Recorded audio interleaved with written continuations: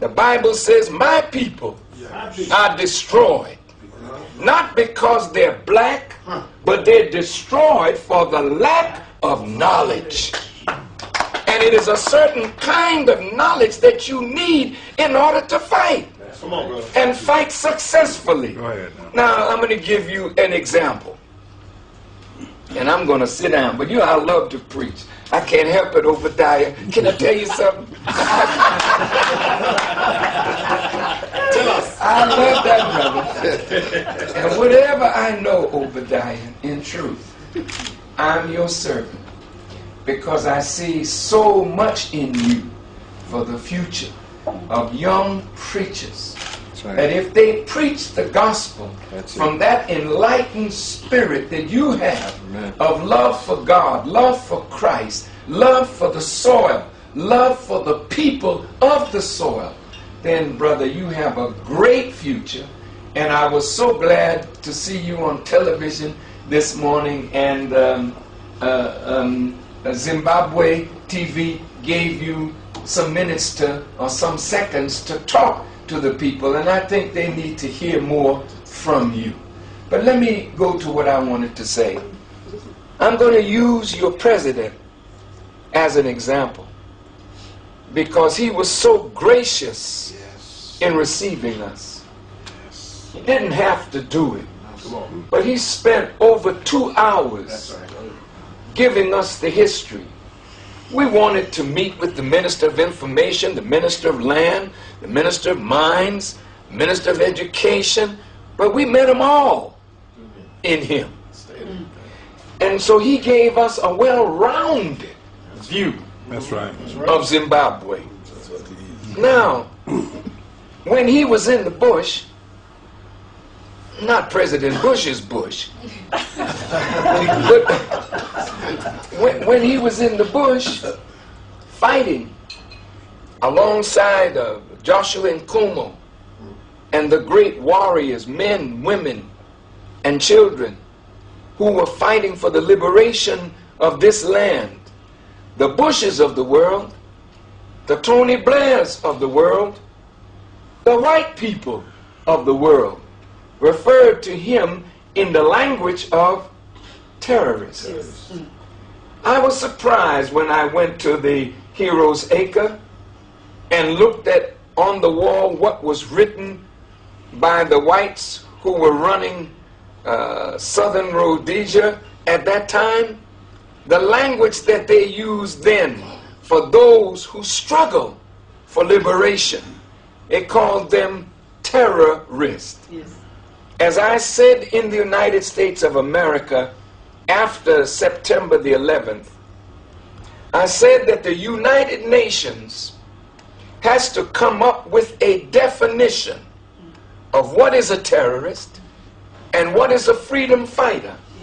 Raise the standard so that you have a definition that we can look at, universally accepted, that one man who is a terrorist can be defined as that, but no freedom fighter can be charged with being a terrorist when he's fighting to liberate his land from the occupiers. Now, having said that, when the terrorist Mugabe became the victor over the whites, and you notice how quickly they came to talk when it looked like he was about to take the capital. The same way they talked with Charles Taylor as he was about to take Monrovia. They want to make a deal and tell him, let's get elections. And they never thought that Charles Taylor would win the election. And after he won the election, America didn't like him, doesn't support him, and now is fueling a civil war against him. Well, now, the terrorist, Mugabe, in Lancaster House, with his comrades, arguing over the land question. When he accepted in that Constitution that for 10 years we would ask them to give up the land and we would buy it back. Hell, that's a hell of a compromise. And somebody stole your land and then wants you to buy back what they stole. That compromise from the beginning is what put you in the trouble that you're in today. Because when you're at war with your enemy, you got to take your enemy out so that your land is yours from day one. If we did that 20 years ago, we would not have to do this today. It is better to be a terrorist over your house than to be a good man in the eyes of your enemy and not in control of your own house. It's a damn shame to me that you say you're the owners of the land and this man can't sell a house in a white neighborhood. How in the hell are you free? And why would you accept this as your reality? Preach it. Come on, bro. Hell yes, I got to preach it, man. We have bowed down to them, and every time you bow down to them, they crush you even more. So when you stand up, now you become an enemy. That shows you that they are your enemy. Excuse me for being passionate. You know, I'm just passionate because I love you. I love this land.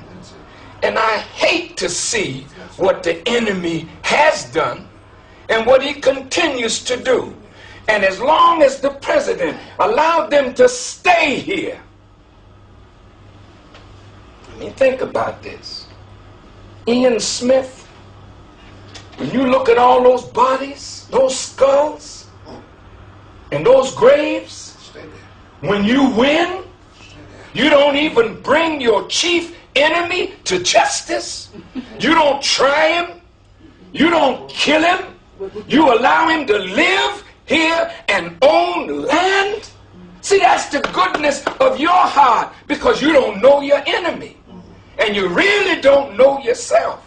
But if you knew yourself and you knew your enemy, you would deal with your enemy like an enemy. And I have to say this to you, Reverend. See, there ain't going to be nobody like you or me dealing with this today, because your heart's too tender. God has to deal with this today. And that's why the Bible says blood will be up to the horse's bridle. You can't stop that with no nonviolence. I'm sorry, I have to tell you the truth, because when I leave here, you're going to meet it anyway. Yes. Prophesy. God is going to deal with this. And if the white man don't back up, you're going to be right back to war again. And a curtain of blood is going to rise from South Africa all the way to the north, because the white man is not going to give up without a fight. And you know I'm telling you the truth. Stay there. Stay there. Well, excuse me. That was that ice cream. That's what it was. Something in that ice cream. Give him some more. I'm sorry to raise my voice. It's fine. But, dear family, look, I'm hurting because I see. And I'm hurting because I know. I'm not asleep. I'm a wide awake man. And that's why they hate me in America, because I will not stop telling the truth. You shall know the truth. And the truth shall set you free. What truth? Yes. What truth? It's the knowledge of God, the knowledge of yourself, the knowledge of your enemy, and the knowledge of the true religion of God. That is what's going to set you free. Now I'm going to sit down, because I think I've created a little problem, you know. No, you haven't. But family, look. Open the eyes. My brother Mugabe today is demonized. He's no longer the good man. Yes. But as long as white folk could have 12 million hectares of your land and he said nothing, he's a good man. But when that brother, see, who was one of the warriors, felt betrayed Because the betrayal is, I didn't fight for a flag with no meaning.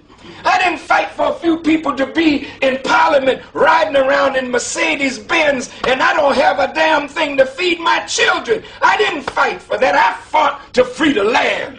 And if the land is not mine, then I have been betrayed and the revolution has been betrayed. So that man went on the ground.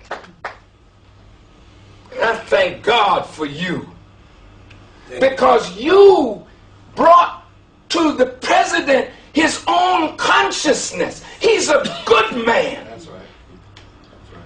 He could have denied you, sent the army and the police on you, and made you the demon, and he would have been loved by all white folks all over the world. But he knew that you were right. But he had to find a way to do it. And he